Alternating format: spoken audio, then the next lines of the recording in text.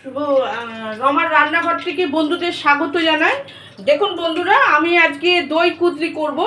এখানে আছে আমার 1 কেজি কুদলি আছে, আমার 300 চিংড়ি মাছ ছাড়ানো আছে, নুন হলুদ দিয়ে মাখানো, 200 মতন টক দই আছে, চিনি দিয়ে ফেটানো আছে। এখানে আছে আন্দাজ মতন নুন আছে, হলুদ আছে পরিমাণ মতন, কালো জিরে আর 5টা শুকনো লঙ্কা আছে বন্ধুরা, আর পেঁয়াজ কুচি আছে এখানে 4টে।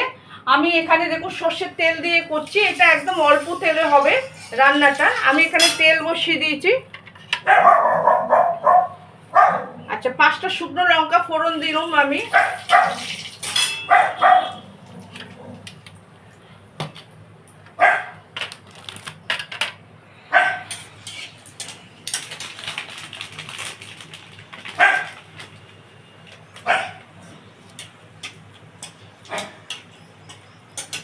ফোড়নটা হয়ে গেছে, আমি কালো জিরে দিয়ে দিচ্ছি 1 চামচ।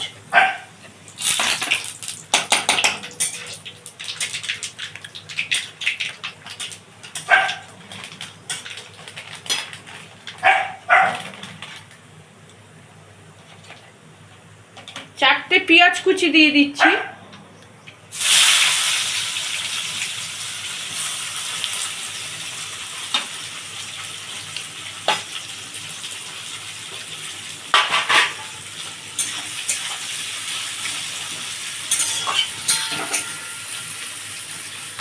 পেঁয়াজটা মজে গেছে, কুদলিগুলো এবার দিচ্ছি।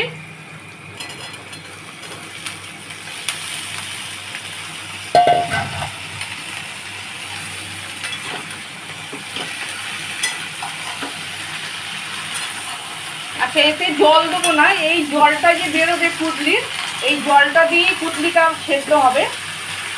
এখানে আমি পরিমাণ মতো নুন দিয়ে দিচ্ছি 1 চিনি, এই 1 চামচ নুন দিচ্ছি, 1 চামচ হলুদ দিয়ে দিচ্ছি, কারণ নুনটা হলুদটা আমি অল্প দিচ্ছি, কেন আমার চিংড়ি মাছে নুন হলুদ মাখানো আছে বলে বন্ধুরা, ওই জন্যে আমি দিচ্ছি। আচ্ছা, এটা এবারে ঢাকা দিয়ে এবারে এটা সেদ্ধ হবে একটু। আমি ঢাকা দিয়ে দিচ্ছি, একটু গ্যাসটা সিমে করে দিচ্ছি। বন্ধুরা দেখুন, এই যে আমি যে কুদলিটা যে বসিয়েছিল চাপা দিয়েছিল, এই যে কুদলিটা দেখুন হচ্ছে, কুদলিটা কত কমে এসছে দেখছেন তো বন্ধুরা। আমি এবারে এর মধ্যে এই চিংড়ি মাছগুলো যে আছে, চিংড়ি মাছগুলো দিয়ে দিচ্ছি এখানে।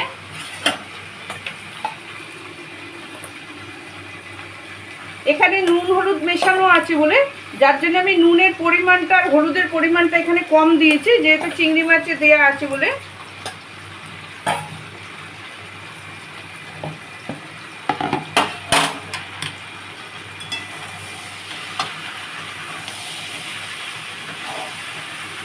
থাকুন বন্ধুরা আমার সঙ্গে আপনারা,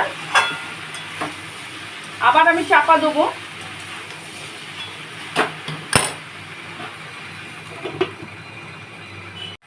আমি যে কুদলিটা যে বের করেছিলাম, চিংড়ি মাছ দিয়ে ভাজা বসিয়েছিল, এবারে আমি এই যে ফেটানো চিনি দিয়ে যে ফেটানো যে দইটা আছে, এখানে 200 গ্রাম আমার দই আছে, এই 1 চামচ আমি চিনি দিয়েছিল, দিয়ে এই দইটা এবার ঢেলে দিচ্ছি এর মধ্যে।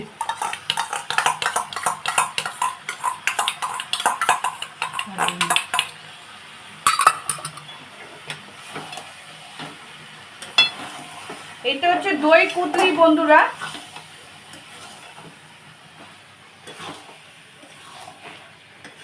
আমার এই দই কুদলিটা ভাজা হয়ে গেছে, আমি এবার নামাচ্ছি।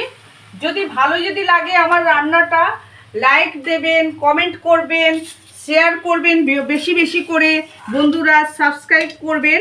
আর আমার রান্নাটাকে তো অতি অবশ্যই আপনারা নিজেরা করে একবার ট্রাই করে দেখবেন বন্ধুরা। ধন্যবাদ।